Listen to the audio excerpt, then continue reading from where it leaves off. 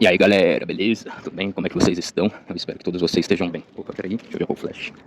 Então aí está, o dia de hoje.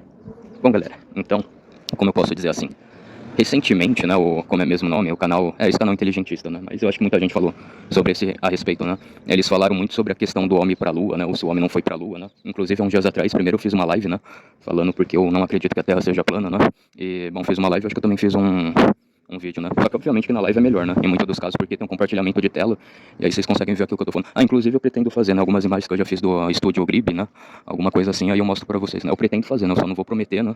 Eu só não posso prometer porque eu não sei se vai dar pra mim cumprir isso ou se não vai, né? Então eu só prometo uma coisa se eu tenho 100% de certeza que eu vou conseguir fazer, né? Agora, caso eu tenha alguma dúvida, eu não prometo nada, né? Vamos ficar aí criando expectativa no meu público, né? No meu canal, no nosso canal, né? Mas enfim, né? Então, eu poderia fazer só um vídeo, né, falando, eu acredito que o homem foi pra lua, acredito que não sei o que, né, mas não é nem tanto isso que eu quero me atentar, né, o que eu gostaria de falar, eu vou falar bem por cima, né, porque também por enquanto aqui no áudio, né, nesse podcast não tem muito que eu posso fazer, né, não tem imagens pra me mostrar, né, e dados, né, jogar tipo os dados, né, não tô lendo, então vou falar bem por cima, né, só destrinchar alguns tópicos, né, e fazer um apanhado de tudo e colocar aí pra vocês, né. Bom, antes de mais nada, eu também acabei de lembrar uma coisa, né, eu gostaria de colocar aí o que o Romário falou com o Rafinha, né, e tipo assim, aquilo que eu achei errado e que eu já falei em outros momentos também, né? Eles queriam colocar uma rivalidade, um ódio entre o Brasil e a Argentina, acho que é uma coisa completamente desnecessária, né? Então, mas enfim, né? Enfim, isso daí também pode ser pra um outro momento, né? Pra uma outra oportunidade. Então vamos lá, gente. Eu vou me focar, eu pretendo me focar muito mais na questão como é mesmo o nome? Eu pretendo me focar mais ainda na questão sobre a guerra do Vietnã, né? Falar algumas coisas assim que eu acho por cima, né? Alguns erros. Mas eventualmente eu pretendo falar sobre tudo, né? Eu não vou me limitar só a isso, né, no primeiro momento. Mas óbvio que eu vou me focar muito mais nisso, né? Não pretendo me focar em tantas outras coisas. Mas enfim, então, pois bem, né? Vamos lá. Então, em recente declaração, o sobrinho do Kennedy, né? Ele falou que caso o Kennedy não tivesse sofrido o atentado que ele sofreu, né? Logo após ele criticar as sociedades secretas, né? Olhem só, né? Como as coisas são. Bom, enfim, se o YouTube também quiser colocar aí embaixo, não sei lá o que, atentado do Kennedy, blá blá blá, né? Uns textos que ninguém pede, fique à vontade, né? Mas enfim. Então, o sobrinho dele fala, se não tivesse acontecido esse atentado com meu tio, provavelmente não teria a guerra do Vietnã, né? Então esse é o fato que eu quero me atentar mais, né? Eu acho que por mais que o inteligentista ele mostra muita coisa, né, da guerra do Vietnã no canal dele, ele quer muito mais pegar esses dados, né, esse compilado histórico e ir pra parte que o homem não foi pra lua, né, que ele não acredita nisso, nem eu, né, mas enfim, é um outro assunto, né. Mas agora lembrando, obviamente que eu também não concordo com a Terra plana, né, depois eu falo em outros vídeos. Então, vamos lá para todas essas questões, né. Alguns falam que, como é mesmo, não sei se foi os Vietcongues atentaram contra o navio, como é mesmo, Tonkin, né, ou teve um atentado lá em Tonkin. Mas, gente, eu acho que aí é que tá, você tem maneiras muito mais diplomáticas para retaliar aquilo e não entrar numa guerra exatamente, né. Eu não sei se a gente pode pôr exemplos mais... pode até ser, inclusive o Biden, né, que eu não sou chegado na política dele, né. O Biden, como é mesmo o nome dele, o Silvio Coelho falou que ele é o Rambo, ele fez meio, ó o nível, né, ele fez meio que a Lei Maria da Penha nos Estados Unidos, né. O equivalente a uma Lei Maria da Penha que a gente tem no Brasil, ele reproduziu nos Estados Unidos, né. Então já dá pra saber, né, social-democrata, regressista, feminista, né, enfim, então só pra vocês entenderem, né. Mas agora que eu tô me lembrando que vem as claras, né, eu acho que, tipo assim, quando os Estados Unidos saiu de lá, Cabul, né, e o Talibã tomou Cabul de assalto, não sei, eles bombardearam, né, eu acho que o Talibã bombardeou o aeroporto, que matou não sei lá quantos militares norte-americanos ali, né, no aeroporto. E eu acho que eles também fizeram isso numa base dos Estados Unidos lá no Afeganistão. O Biden não falou, vamos voltar pra lá, vamos declarar guerra, não sei o que, não. Ele simplesmente retaliou, ele matou, né, os terroristas que fizeram isso e outros que estavam ali no balaio no meio, né. Então, os Estados Unidos sempre despontou na frente como uma potência militar plena, né. Eu já falei também em outros vídeos, né, que uma das boas coisas da gente talvez ter comprado o F-35 dos Estados Unidos é porque ele é uma potência militar plena, né. O padrão de caça, de aeronaves, de tanques de guerra que você compra de um país que é uma potência militar plena, óbvio que isso defende muito melhor, né, o seu país. Então, F-35, né, igual eu falei, dos Estados Unidos, ou Su-57 da Rússia, ou J-20 da China, né, que foi aquele exemplo, né. Mas enfim, não, vocês entenderam, né. Então, acho que ainda mais os Estados Unidos já naquele tempo despontando com uma potência militar plena, ele podia retaliar esses moldes, né. Ele matou lá os meus militares, não sei, a gente vai tentar acabar com todo o corpo deles, né, sem necessariamente mandar uma tropa lá, uma coisa. Óbvio que hoje tá mais fácil com a evolução dos drones, né. Os drones, eles garantem muito mais isso. Mas enfim, era muito mais fácil eles terem retaliado daquela forma do que colocar uma intervenção terrestre lá no Vietnã do Sul, né, do Sul indo pro Norte, né, enfim.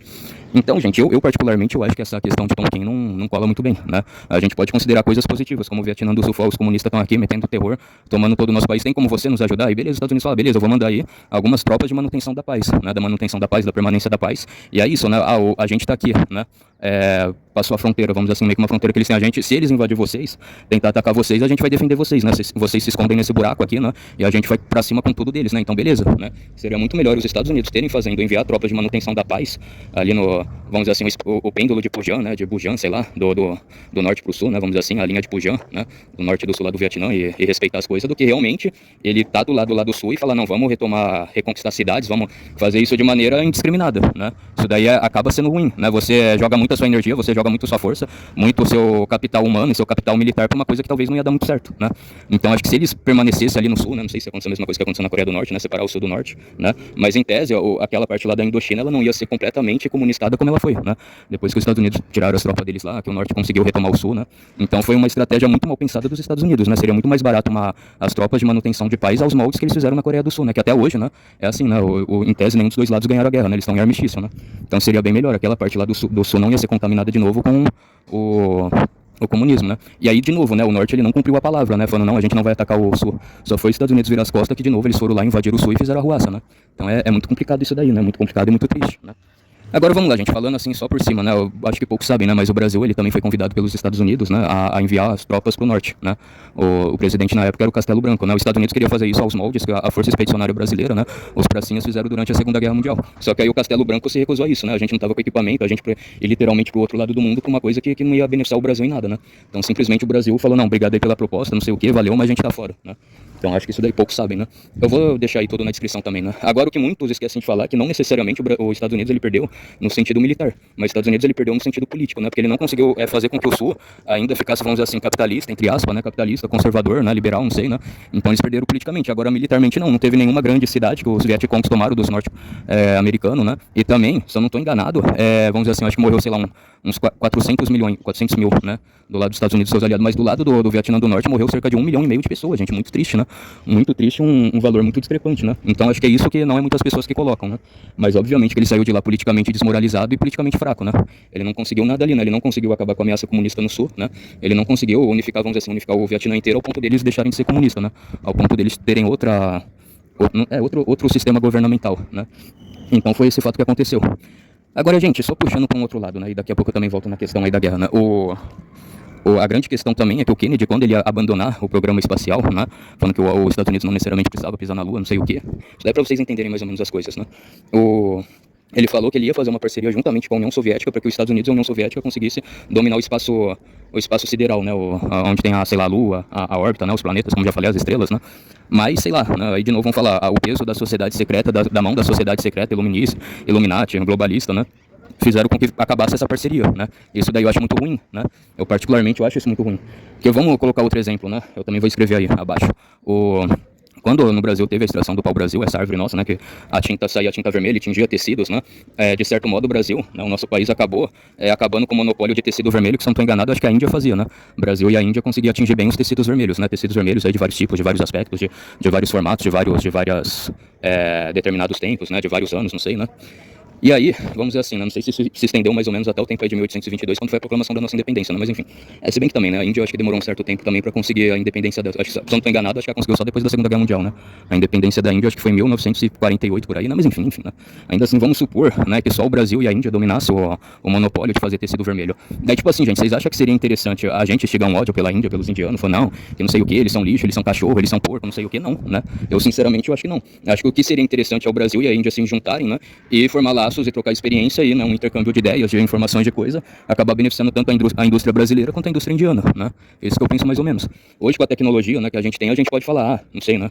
Vamos fazer teste, né? A gente submete a tinta do pau-brasil, né, no laboratório, tem uma boa consistência nesse tipo de tecido aqui, que, né, é neutro, esse tecido neutro, ele reage bem assim, assado, em tal coisa, né? Ou de vocês, pelo que eu observei, assim, assado, em tal tecido, então vamos trocar isso, aquilo, ajustar isso, aquilo, para que a gente consiga produzir uma tinta muito melhor, muito mais duradoura, e a gente vende com um valor agregado muito maior, né? Tanto o Brasil quanto a Índia. Então, tipo assim, se o Brasil e a Índia fechassem esse acordo hipotético, né, ainda mais com a tecnologia que a gente tem hoje, obviamente que nós dois ia se beneficiar, obviamente que a gente estaria contribuindo para uma paz mundial, né, porque afinal de contas a gente não está declarando guerra um ao outro, né, a gente não está se odiando, não está tendo grandes problemas e vamos dizer assim, a gente estaria fazendo uma ONU do bem, né, uma Nações Unidas do bem, né, que tipo assim, a Nações Unidas ela fala em várias coisas, né, ao ponto de não acabar com as guerras, não acabar com os conflitos, né, então assim, a estratégia do Brasil e da Índia para que nós dois se beneficiassem era uma ONU do bem, né, uma Liga das Nações do Bem, e isso daí seria positivo, né.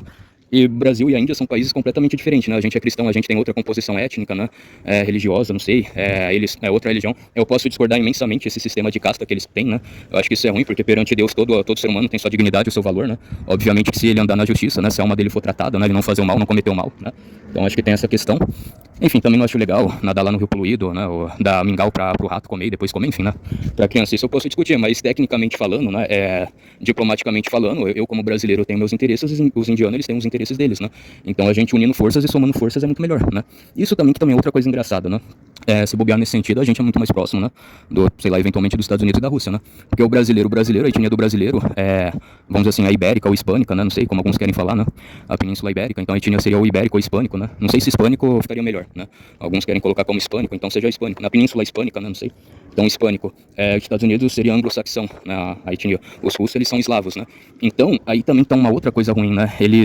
Esses blocos, eles fazem com que basicamente países que são próximos culturalmente e etnicamente falando, né? Eles briguem, eles se degladiam entre si para que nenhum deles prospere, para que nenhum deles vá para frente, né? Então isso que acaba sendo muito errado também, né? Bom, e deixa eu ver o que mais nesse aspecto, né, para finalizar aí com a relação da guerra, né? Então também é engraçado, né? Saiu os Estados Unidos, mas entrou a União Soviética. A União Soviética também, os eslavos, né? Então basicamente é isso, gente. Às vezes, né, o interessante pra gente ter essa liga do bem, né, essa nação unida do bem, é todos os países cooperando entre si, né? Embora, né, igual eu citei, Brasil e Índia são países distintos, né, etnicamente falando, culturalmente falando, religiosamente falando, né? Mas mesmo assim, em alguns passos é muito mais interessante que os dois cooperem entre si do que se os dois ficarem divididos, né? Os dois ficarem divididos, os dois ficarem brigados um com o outro, né? Cheio de desavenças um com o outro, né? Então, obviamente que isso é ruim, né? Bom, deixa eu ver. Enfim, gente, eu acho que basicamente é isso, né? Eu acho que também no sentido da guerra do Vietnã também, né? Goste ou não aí, Estados Unidos, a União Soviética dos eslavos, né? E aliás, seria também muito mais interessante isso, né? Estados Unidos com os soviéticos cooperarem para mandar, sei lá, o homem para a Lua, para o espaço, para o planeta, pro raio A4, que seja, né? Então, sim, mas você vê que também tem muito disso, né? Eles acabam sabotando, eles acabam destruindo, né? Projetos, diplomacia, tudo ao bel prazer deles, né? Então é interessante, né? Então, para resumir, gente, a questão da guerra do Vietnã seria muito melhor eles terem mandado uma tropas de manutenção de paz do que tropas combatentes, né? E seria muito melhor a União Soviética, na época, né? Os Estados Unidos cooperar para exploração espacial, né? E não o outro rivalizar, né? Então essa é a minha ideia. Bom, gente, enfim, então fiquem todos aí na santa paz de Deus.